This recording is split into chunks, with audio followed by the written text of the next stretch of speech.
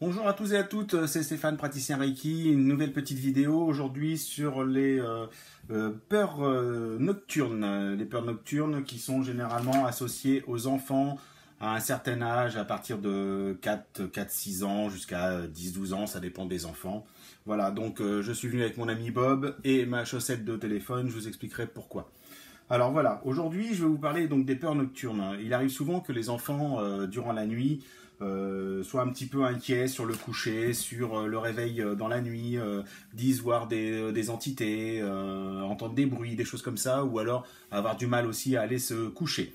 Alors ça c'est régulier, hein, c'est souvent dû à la problématique de la journée, ce qui s'est passé à l'école ou à la maison. Voilà, l'enfant a le cerveau quand même qui travaille plus pendant ces périodes-là. Donc obligatoirement, ça génère quelques angoisses. Alors voilà, j'ai quelque chose que je vais vous montrer qui a très bien agi sur mon fils et sur d'autres enfants. Donc je vais vous le présenter. Alors comme matériel, hein, il ne faut pas forcément grand-chose. Il faut un gant, si vous voulez, ou une chaussette de téléphone. Et voilà. Alors un gant, pourquoi Bob? Parce que c'est pour les enfants. Hein, maintenant, si c'était pour les adultes, on ferait pareil dans un gant, peut-être pas Bob l'éponge, mais enfin on peut peut-être trouver autre chose. Et au niveau des petites choses à apporter, qu'est-ce qu'il faut d'autre? Il faut du sel de mer. Voilà, du gros sel de mer, hein, rien de, c'est le même que vous servez pour la cuisine. Une petite gamelle, voilà. Le plus important, un quartz rose d'une taille assez grosse. Vous voyez, il tient dans ma main. C'est quand même quelque chose d'assez gros. Pourquoi? Eh bien, éviter que l'enfant le mange. Une aventurine verte, voilà, si vous voulez aussi. Après, il existe aussi des petits sacs comme ça, on appelle ça des petits sacs 7 chakras. Voilà, alors dedans, il y a différentes pierres. Bon, voilà, ça peut servir. Il y a une aventurine, généralement, il y a d'autres petites pierres rouges. Voilà, ça peut être pratique si vous voulez acheter un petit lot de pierres. Alors, il n'y aura pas forcément le quartz rose dedans, hein, je vous rassure. Mais voilà, il y a au moins les petites pierres. Il y a du jaspe, voilà, qu'est-ce qu'il y a marqué? Jaspe rouge, cornaline, citrine chauffée, aventurine verte, calcédoine bleue, sodalite, améthyste. Voilà, donc ça, ce sont des pierres qu'on peut rajouter dans le petit gant s'il y a besoin ou dans la petite chaussette. Vous regarderez après à quoi ça correspond. J'ai amené aussi ma tourmaline noire. Alors vous voyez, celle-là, elle est quand même assez conséquente. Elle est très bien, très pratique. L'avantage aussi de prendre des grosses pierres. Alors vous voyez, elle est quasiment brute, hein. C'est que les enfants peuvent jouer avec. Si ça tombe, généralement, ça ne casse pas. Et c'est surtout qu'il n'y a aucune possibilité d'ingestion.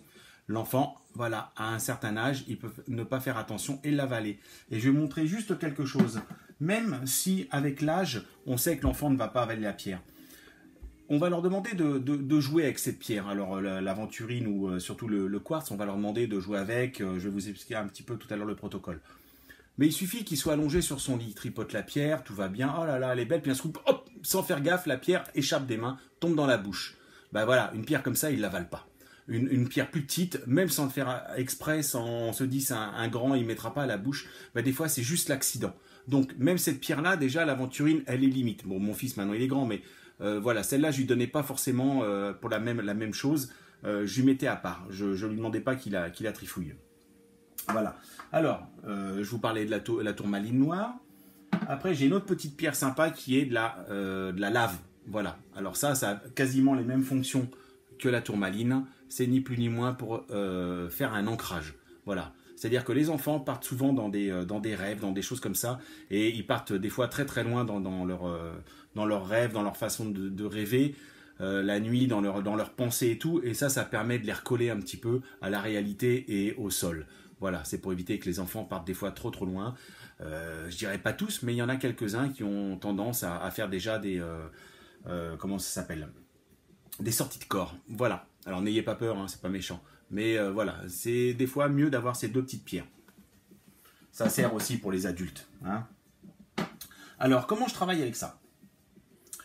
Donc, déjà, la pierre, je l'achète, elle est conséquente.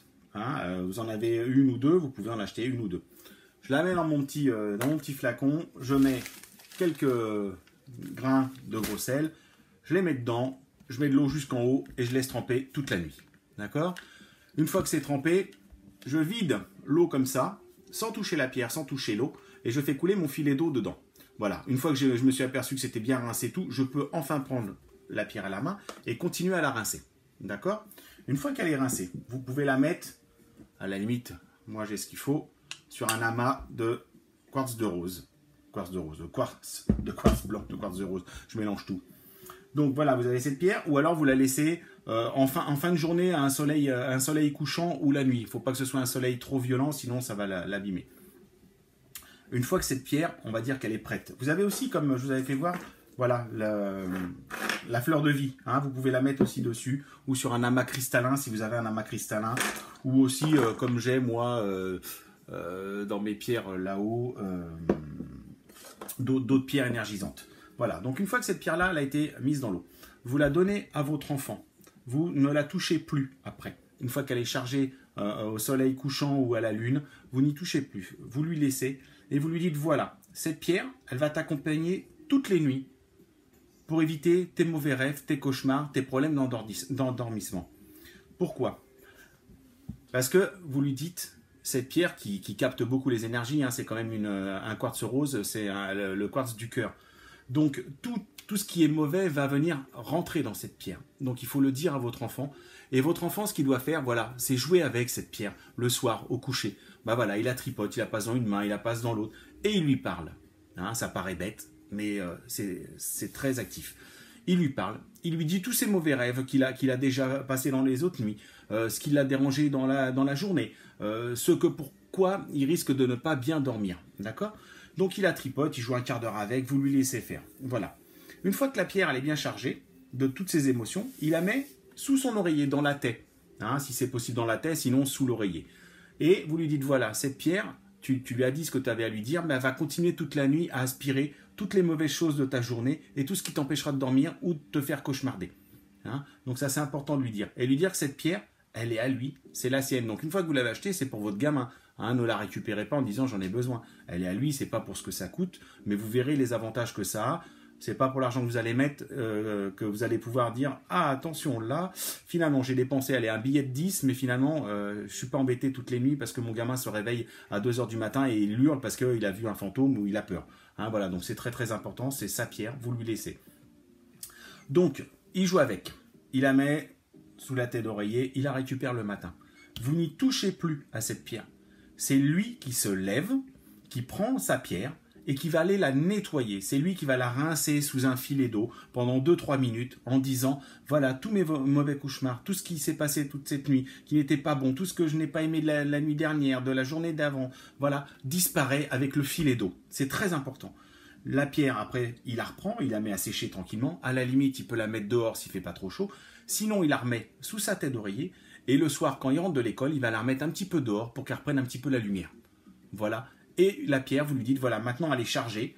Elle a été vidée de toutes les mauvaises énergies de la nuit. Et elle est chargée par le soleil. Et elle est prête à accueillir tout ce que tu n'auras pas besoin pendant la nuit. Tous les cauchemars, les mauvaises pensées et tout ça. Voilà. Ça, c'est très important. Vous ne touchez plus à la pierre. C'est le gamin qui s'occupe de sa pierre. C'est son objet, c'est son doudou. Et il va lui parler, il va lui dire toutes ses mauvaises idées, ses mauvaises pensées. Tout va aller dans cette pierre. Alors, je ne dis pas que ça marche à 100%, que la pierre va tout capter. Mais dans l'esprit de votre enfant, ce sera libérateur. C'est surtout ça qu'il faut penser. Hein, les doudous, ça sert à quoi? Les gamins parlent aux doudous. Et c'est pas le nounours à qui il manque un œil et la patte est arrachée qui va pouvoir faire quelque chose. Donc il y a le côté bénéfique de la pierre, parce qu'évidemment la pierre, ça fonctionne quand même. Bien entendu, ça j'y crois aussi. Mais il y a voilà, l'effet thérapeutique derrière. D'accord? Donc cette pierre, voilà. L'aventurine, qui est beaucoup plus petite, celle-là, hein, je n'ai que celle-là. C'est aussi une pierre que l'enfant peut avoir dans les mains, qui est aussi une pierre libératrice de beaucoup de problématiques, qui se met aussi sur le cœur malgré qu'elle soit verte. C'est la couleur aussi qui peut aller sur le cœur. Donc voilà, l'enfant peut jouer avec les deux, mais laissez-lui surtout le quartz rose pour faire ce travail de libération. Voilà. Alors je reviens sur mes deux pierres. Ces deux pierres-là, eh ben, vous les mettez soit dans un gant, soit dans une chaussette, et vous les mettez au pied du lit. Alors pourquoi je dis dans un gant, dans une chaussette? Parce que ça va éviter de s'arracher les bouts de pied dessus, parce que là, celle-là, c'est quand même de la lave. Hein, vous voyez, elle est quand même, elle est pas mal celle-là. Il y a des petits cristaux dessus et tout. Voilà, c'est quand même une belle pierre qu'on m'a ramenée je crois que c'est de la Réunion. Voilà, donc Voilà, la tourmaline aussi, ça peut griffer un petit peu là sur les bords. Et c'est surtout qu'un gamin, hein, généralement ça bouge la nuit. Hein, déjà nous en tant qu'adultes, mais alors un gamin, ça fait des kilomètres la nuit dans son lit. Hein. Donc le fait que ce soit dans un gant, ça va permettre à la pierre déjà de ne pas l'irriter, de ne pas l'abîmer. Et c'est surtout que si la pierre se retrouve à être balancée par terre, bah, elle fera moins de bruit déjà en tombant, elle aura moins de chances de se casser. Et puis vous la retrouverez plus facilement et ça vous évitera peut-être de marcher dessus. Hein, surtout si vous voyez Bob l'éponge, vous dites ah, attention, la pierre est dedans. Parce que se lever le matin sans la lumière, qui n'a pas marché déjà sur une bille, sur un jouet d'un gamin, et qui a hurlé tous les noms d'oiseaux qu'il connaissait parce qu'il s'était refait le pied. Voilà. Donc voilà, ne pas oublier que tous les soirs, voilà, rechargement un petit peu, nettoyage sous l'eau le matin, elle sèche toute la journée, il la reprend le soir, il la remet sous son lit. C'est son doudou qui va être libérateur. Je peux vous assurer que ça fonctionne. Je l'ai fait à mon fils, je l'ai conseillé à d'autres parents. Personne n'est revenu vers moi en disant ce que vous avez raconté, c'est des bêtises. Ça n'a jamais fonctionné. Ça a été l'inverse, j'ai eu de très très bons résultats. Alors prenez quand même une pierre assez conséquente parce qu'il faut que ça puisse quand même et tenir en main et en récupérer un bon paquet. Voilà, ça c'est celle de mon fils, hein. Je vous la montre là. Hein. Voilà, moi j'en avais d'autres, hein, des quartz roses, mais celle-là je lui ai acheté exprès pour lui. Voilà, donc cette petite vidéo pour vous expliquer un petit peu ce qui fonctionne avec les peurs nocturnes, les angoisses liées au fait d'être un enfant, hein, parce que l'enfant emmagasine beaucoup. Ça peut être aussi une dispute entre parents un soir pour la voiture qui était mal garée ou un truc, je ne sais quoi. Des fois c'est juste une petite embrouille habituelle d'un couple, mais l'enfant, lui, une vraie éponge. Hein. Ah, bah c'est pour Bob l'éponge. Donc voilà, il faut penser à ça. C'est libérateur, vous me direz ce que vous en pensez sur vos commentaires, mais c'est quelque chose qui fonctionne très très bien. Surtout l'eau, ne la touchez pas, vous la videz sans y toucher, vous la videz dans l'évier, vous faites couler l'eau par-dessus, comme ça fait un vase communicant, puis après vous pouvez la toucher, mais évitez de prendre l'eau salée de toutes les pierres que vous nettoyez sur vous. Voilà, j'espère avoir répondu à vos questionnements, à vous avoir apporté quelque chose. Vous voyez, j'ai encore ma fleur de vie. La fleur de vie peut aussi servir, voilà, pour déposer la pierre en journée s'il n'y a pas trop de soleil. Pareil, s'il pleut, qu'il y a un beau soleil caché derrière une masse de nuages, ou même s'il pleut, tout simplement, vous pouvez mettre votre pierre dehors. Elle sera rincée par l'eau de pluie, il n'y a rien de tel, c'est encore mieux que l'eau du robinet. Voilà.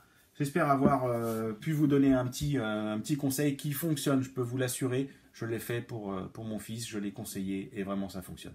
Voilà, ben, je vous remercie. Et puis la page d'intro de ce document a été faite par mon fils qui se régale à faire mes premières pages de Facebook. Ah non, là c'est YouTube. Ouais, c'est pas grave, mais il aime bien faire les intros. Voilà, allez, bonne soirée, bonne journée.